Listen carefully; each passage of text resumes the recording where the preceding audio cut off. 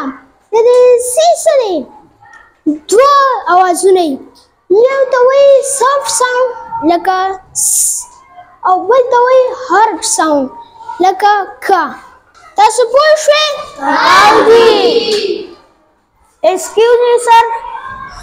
وایه سر جی چې په یو ټکي کې سی راشي نو تدې به موږ ته څنګه پته لګي چې دا اوس کم اواز دی؟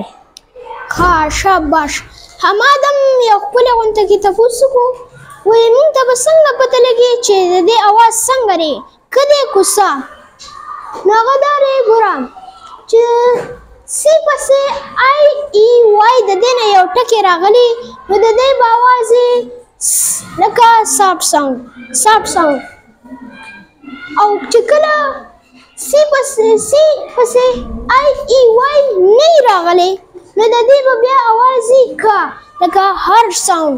ګوره که نه سافټ ساوند څه دی که نه سایکل د وای راغلی دلته وای دی سایکل دا دی سرکل دا دی سی پسې آی راغلی دلته آی راغلی.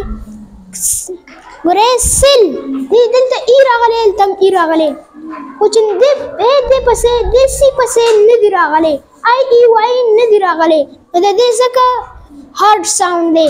ګورئ سی پسې آی ای وای نه راغلی ای راغلی نو د دې ځکه کا اواز دی. دې پسې هم آی ای وای نه راغلی نو دې ځکه کا اواز دی. کار دې پسې هم نه دی راغلی کار ګورئ ای پسې راغلی آی ای وای نه دی راغلی. کوک دې پسې هم آی ای وای نه راغلی د آی ای وای نه بغیر او بل راغلی ټکی راغلی او کوک. تاسو چې کله هم ریډینګ کوئ که نه تاسو چې کله په بوک کې سی وینئ نو د هغې نه پس به تاسو وګورئ چې دې آی ای وای راغلی نو بیا به یې سافټ ساوند وي لکه سا او چې کله آی ای وای نه راغلی نو بیا به یې اواز وي هارډ ساوند لکه کا. تاسو اوس پوه شوئ؟